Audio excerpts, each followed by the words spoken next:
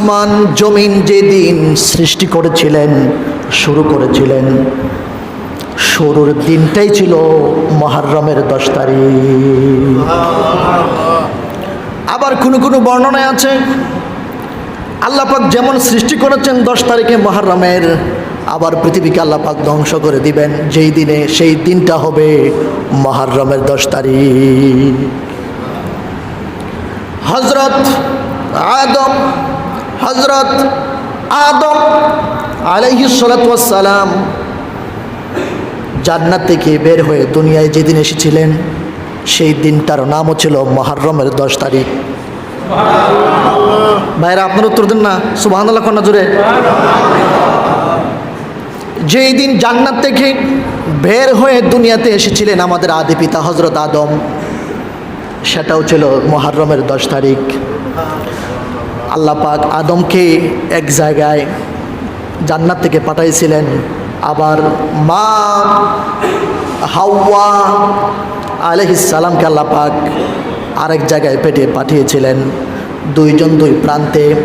যেই দিন আদম আর হাওয়া একসাথে মিলিত হয়েছিলেন, দেখা হয়েছিল, যেই দিনটাতে স্বামী স্ত্রীর দেখা সাক্ষাৎ, আমাদের আদি পিতা আদি মাতার যেই দিন দেখা সাক্ষাৎ হয়েছিল বিশাল দিন পরে, দীর্ঘদিন পরে, সেই দিনটারও নাম ছিল মুহররমের 10 তারিখ।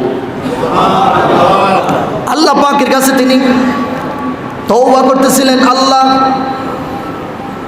আমি আপনার ওয়ার্ডার অমান্য করার কারণে আপনি আমাকে বলেছিলেন ওই গাছের পাতা খাইতাম না, পাতাটা খেয়ে ফেলছি, এই জন্য দুনিয়াতে পাঠাইছেন। আল্লাহ তওবা করি, মাফ করে দাও, মাফ করে দাও। মাফ হচ্ছে না, মাফ হচ্ছে না। দীর্ঘদিন যাবত তওবা করার পর যেই দিন আল্লাহ পাক তওবা কবুল করে ওনাকে মাফ করে দিয়েছিলেন, সেই দিনটাও ছিল মুহররমের 10 তারিখ। আরো জোরে বলেন সুবহানাল্লাহ। হযরত আইয়ুব আলাইহিস সালাতু ওয়াস সালাম 1 বছর নয়, 2 বছর নয়, দীর্ঘ আর 18টি বছর রোগাক্রান্ত ছিলেন, অসুস্থ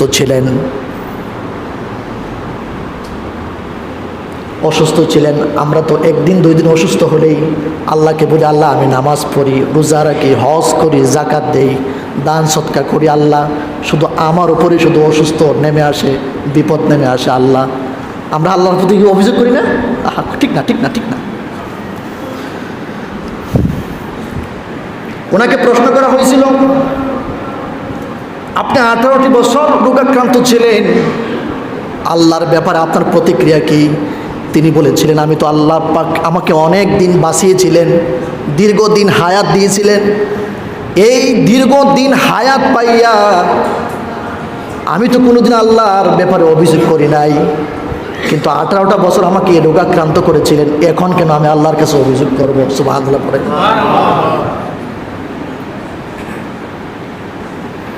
হযরত আইয়ুব আলাইহিস সালাম 18টি বছর রোগাক্রান্ত ছিলেন।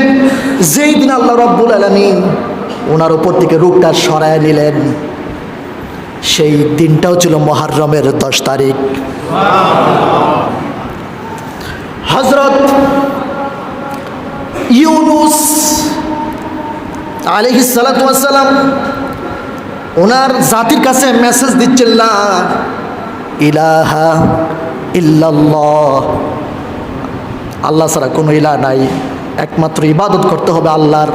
এইভাবে মেসেজ দেওয়ার পরে লোকেরা মানে না, আরো মারার জন্য যায়। ইউনূস রাগান্বিত হইয়া দেশ ছেড়ে চলে গেলেন, আল্লাহর হুকুম নেয় নাই। আল্লাহ বলছেন দাওয়াত দাও, দাওয়াত দিয়েছেন, মানুষ বিরক্ত হইয়া ওনাকে মারার জন্য প্ল্যান করে। উনি রাগান্বিত হইয়া যে দেশে আল্লাহ পাক পাঠাইছিলেন ওই দেশ থেকে তিনি চলে যাচ্ছেন, কাকে জিজ্ঞেস না করে। উত্তর দিবেন, বলুন বলুন, কাকে জিজ্ঞেস না করে? আল্লাহ। উত্তর হবে আল্লাহ। একসাথে সকলে বলেন, কাকে জিজ্ঞেস না করে চলে গেলেন? আল্লাহ। একসাথে বলেন, কাকে জিজ্ঞেস না করে চলে গেলেন? রাগান্বিত হয়ে গেলেন, আল্লাহ আমি তোমাকে এলাকাতে পাঠাইলাম, কে দাওয়াত কবুল করলো, কে কবুল করলো না, লোকদের প্রতি রাগান্বিত হয়ে তুমি চলে গেলা, কাকে জিজ্ঞেস করে চলে গেলা? ও মেরে দুস্থ ভাইরা, ঘর থেকে বের হবে, রসুল দোয়া শিখাইছেন, বিসমিল্লাহি তাওয়াক্কালতু, আল্লাহকে বলে যাওয়া হয়। কাকে বলে যাওয়া হয়? আজকের যে মেসেজ, এই জায়গাতে গুরুত্বপূর্ণ মেসেজ, এই জায়গাতে শিক্ষা নেবেন। ঘর থেকে বের হলেই বিপদ। আপনি সিঁড়ি দিয়ে নামবেন, একটা সিঁড়ি ওভারটেক হয়ে গেল, পড়ার সম্ভাবনা, অ্যাক্সিডেন্ট হওয়ার সম্ভাবনা আছে না নাই? গাড়িতে যাচ্ছেন, গাড়ির জন্য অপেক্ষা করতেছেন, এমনও দেখি যে গাড়ির জন্য অপেক্ষা করতেছে, আর একটা গাড়ি এসে অ্যাক্সিডেন্ট করতে মেরে চলে গিয়েছে। ঘর থেকে বের হলেই বিপদ আর বিপদ। ও ভাইয়েরা, যেহেতু আমরা আল্লাহ পাকের সৃষ্টি, ইউনুস আলাইহিস সালাম আল্লাহকে বলে যায়, নবীরা আল্লাহকে বলে যায়। এখন বলুন হুজুর, আমরা আল্লাহকে পাবো কোথায়, কিভাবে বলবো? মেরে দুস্থ ভাইয়েরা, ঘর থেকে বের হবেন, দোয়া আছে, ঘরে ঢুকবেন, দোয়া আছে, গাড়িতে উঠবেন, দোয়া আছে, মসজিদে ঢুকবেন, দোয়া আছে। এইগুলা দোয়া বলার মাধ্যমেই আল্লাহকে বলে যাওয়া হয়। সুবহানাল্লাহ পড়েন। ঘর থেকে বের হবেন, বলবেন বিসমিল্লাহি তাওয়াক্কালতু আলাল্লাহ লা হাওলা ওয়ালা কুওয়াতা ইল্লা বিল্লাহ। বিল্লাহ পর্যন্ত, লা হাওলা ওয়ালা কুওয়াতা ইল্লা বিল্লাহ। আপনি আল্লাহকে বলে গেলেন, আল্লাহ আমি যাচ্ছি, রাস্তাঘাটে যদি বিপদ হয়েও থাকে, ওই যে আপনাকে আল্লাহকে বলে গেলেন, আমরা যদি আল্লাহকে এইভাবে বলে যাই, ইনস্ট্যান্ট ওই বলে যাওয়ার কারণে আল্লাহ পাক আমাদেরকে বিপদ থেকে বাঁচায় দেবেন। একটা উদাহরণ দেই, দুই ভাই ঝগড়া লেগেছে, বিচারের সম্মুখীন হবেন বড় বিচারকের কাছে। ফ্যান এখন দিয়ে না ভাই, মানুষ তো এমনি ঠান্ডায় আছে, ফ্যান দিলে বেশি আওয়াজ হয়, মানে কথা বোঝা যায় না, একটু পরে দেন না।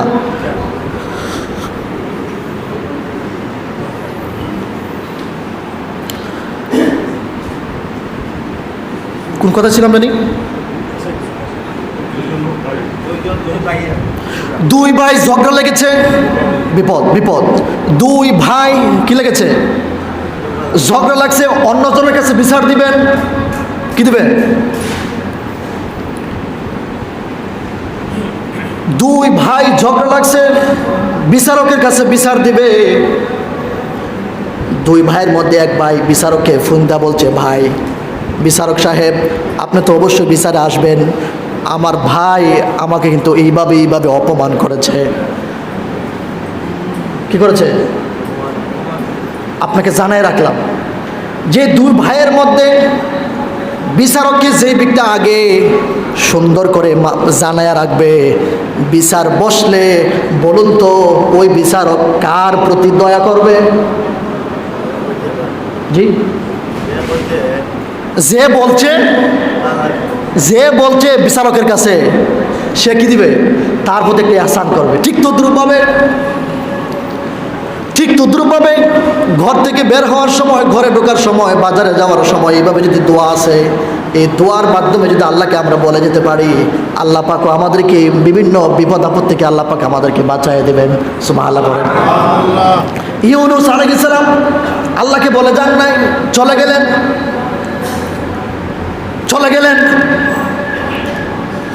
রাগান্বিত হয়ে গেলেন। আল্লাহ রাগান্বিত হওয়ার পর আল্লাহ সুবহানাহু ওয়া তাআলা ইউনুস যখন রাগান্বিত হইয়া নৌকাতে আরোহণ করলেন, ওই নৌকাতে যাওয়ার পর মানুষরা বলে, নৌকাতে উঠলো, ঝামেলা হচ্ছে, একজনকে নামাতে হবে, পানিতে ফেলতে হবে, ওয়ার্ডার কার, ইশারা কার, কে ফেলবে, লটারি হচ্ছে, একবার দুইবার তিনবার, বারবার একজনের নাম ওঠে। বলুন তো সেই নাম কি? ইউনুস। বলুন সেই নাম কি? ইউনুস আলাইহিস সালাম। আল্লাহর ইশারা কি বোঝা যায় না? নৌকার সকল মানুষেরা মিলে আল্লাহ নবী ইউনুসকে ফেলে দিলেন। বিরাট বড় মাছ আইসা গিলে ফেলল।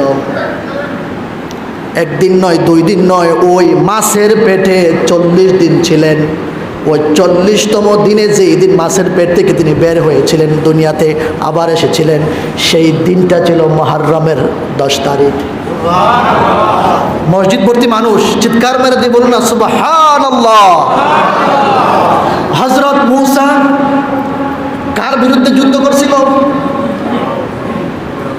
ফেরাউন, খুব অত্যাচারী শাসক, খুব অত্যাচারী শাসক, বদমেজাজি, খারাপ লোক, বদ অভ্যাসের লোক, মারাত্মক খারাপ আচার ব্যবহার, এত খারাপ। ফেরাউন আল্লাহ মূসাকে শান্তিতে থাকতে দেয় নাই, এই জন্য আল্লাহ পাকও তাকে ছাড়ে নাই। মনে রাখবেন, নবীদের সাথে যারা বেয়াদবি করবে আল্লাহ পাক ছাড়বেন না।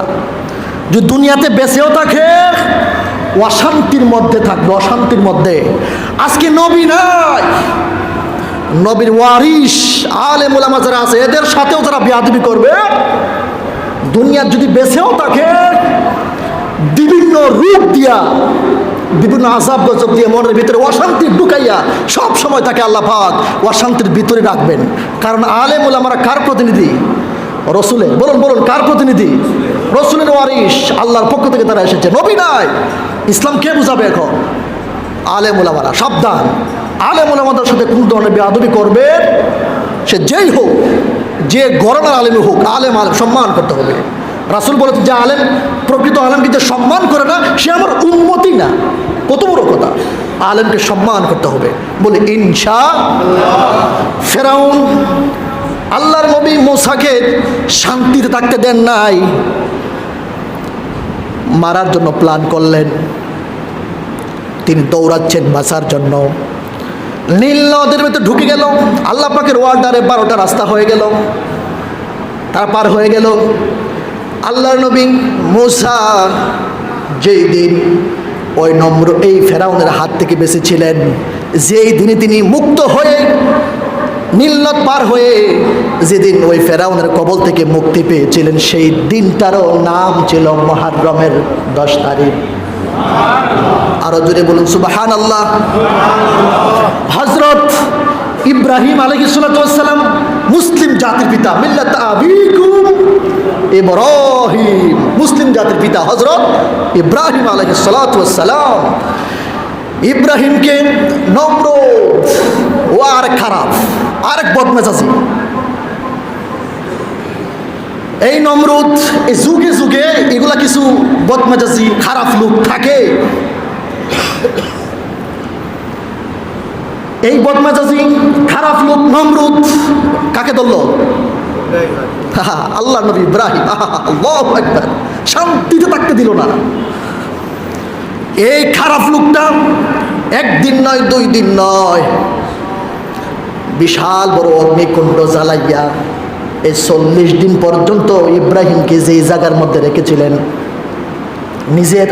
নিজের কাঠগড়ায় আগুন জ্বালাইয়া, কয়দিন? 40 দিন। 40তম দিনে তিনি যে মুক্তি পেয়েছিলেন, সেই নমরুদের অগ্নিকাণ্ড থেকে যেই দিন মুক্তি পেয়েছিলেন, সেই দিনটাও ছিল মুহররমের 10 তারিখ। আশুরা। এত অসংখ্য ঘটনা আছে।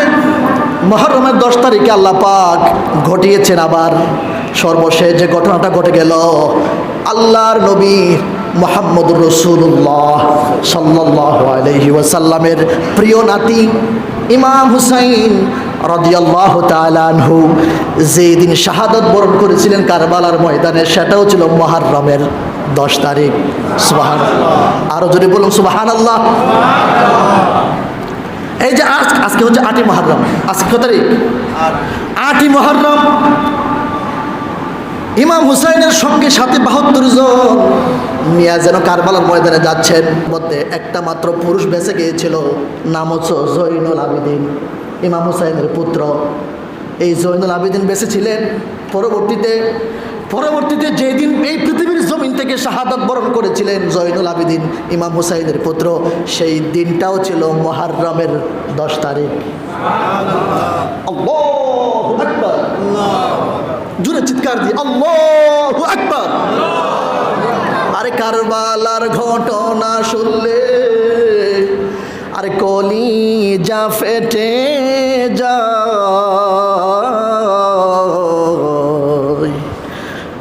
আরে ইমামের শির কেমনে রে কাটলো ইয়াজিদের সেনায়। আরে ইমামের শির কেমনে রে কাটলো ইয়াজিদের সেনায়। ইমাম হুসাইনের বুকে কত চুমা দিয়েছেন বিশ্ব নবী মুহাম্মদুর রাসূলুল্লাহ সাল্লাল্লাহু আলাইহি ওয়াসাল্লাম।